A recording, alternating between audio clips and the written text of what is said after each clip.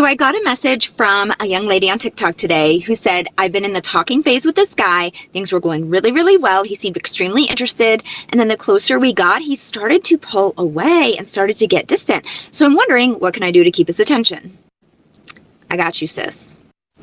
I'm Dr. Sarah Hensley. I'm a specialized social psychologist, and I've been studying the science of attachment and attraction inside romantic relationships for over 15 years. And I see this a lot.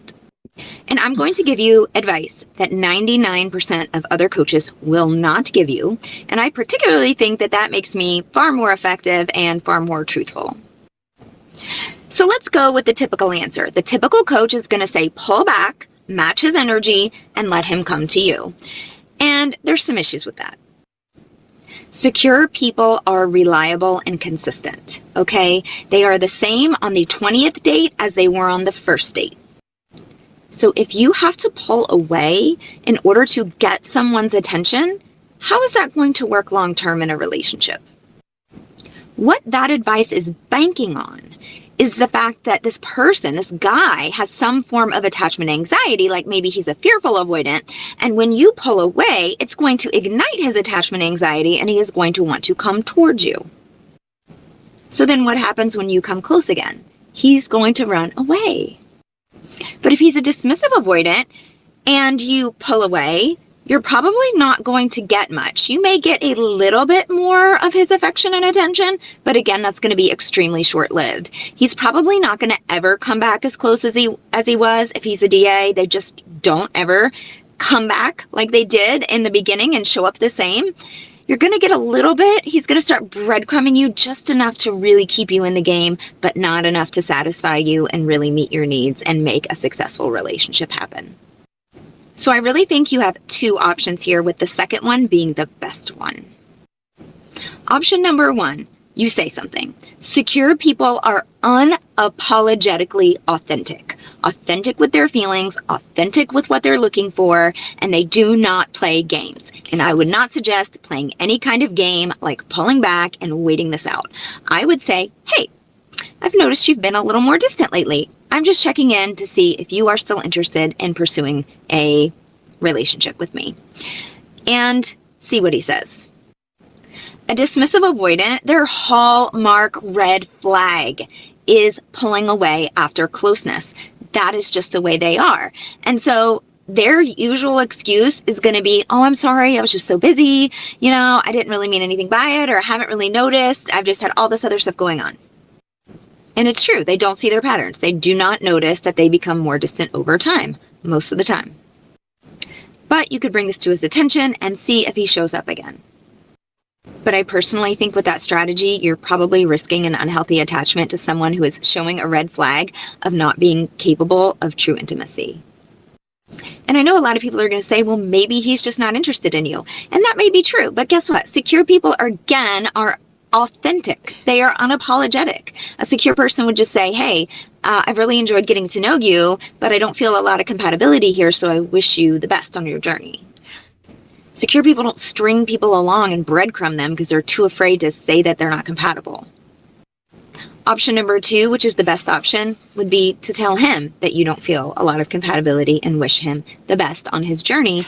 And don't go back there, because if someone is showing a red hot red flag, like pulling away as soon as you get close, that is them sending on a platter to you this projection into the future that they are just really scared of intimacy and not really capable of being reliable and consistent. I mean, the talking phase is when people show up the best. And so if their best foot forward is inconsistency, then you don't have a lot to look forward to, except for anxiety and heartbreak. So I would do that, and then I would pour all of my resources, energy, and attention into my own attachment security, because you are showing a red flag by simply wanting to pursue someone who is showing you clear signs that they are not interested in being reliable in their reciprocation of affection and attention towards you. I think I love this. I love this. I love it so much. She just said everything. I think she's right. She's so right. rather than matching his energy, it's better for you to like talk to them and ask them like, I feel like we are not compatible. So what's going on? Maybe we should split and I wish you all the best. Maybe you should move on. I think that's good. And she said secured people are authentic. They are unapologetic with their opinion.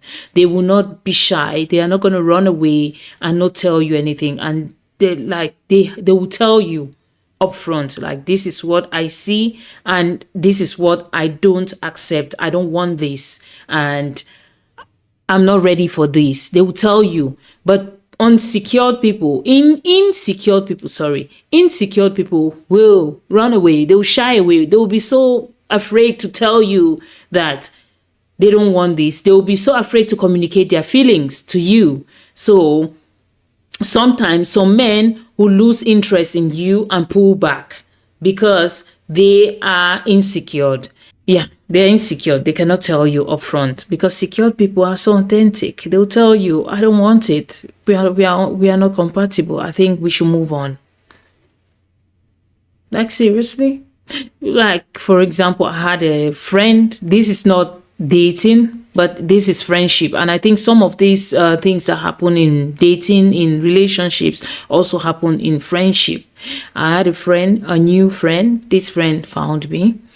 And this friend came up to me. They saw me online and they found me. They noticed I was living in their city and they called me and said, oh, I saw this picture of you. Is this blah, blah, blah place? I said, yes, because she said, because I saw the train and I saw the letter on the train and it looks familiar. And I knew that this train was in my city. So are you in my city? And I said, yeah. And this person came up to me and met me. But when this person came close to me, I think she discovered so many things about me. Then she ghosted me. She went away. Like, I never saw her. And I didn't notice I was the one communicating, like reaching out and talking, but she never replied to me. Or if she had to reply, she would reply like 1 week after, you know. And I noticed and I said, okay, this is it. I'm not going to communicate with this person. I'm going to stay away. I stayed away like 6 months. And then one day I just saw a message. This person wrote to me and said, oh, I went to this, I traveled for a while, so I'm back. And I was like, why are you telling me when you have already traveled and you're back? Well, maybe this is a mistake or something. So I called and she said, oh, it's been a long time. I want us to go out with a couple of friends. And I went out with this person, but I noticed some things. This person wasn't really so happy. And they were like, just when it was time to take pictures, they were withdrawing themselves from the crowd and all that. This story is not important.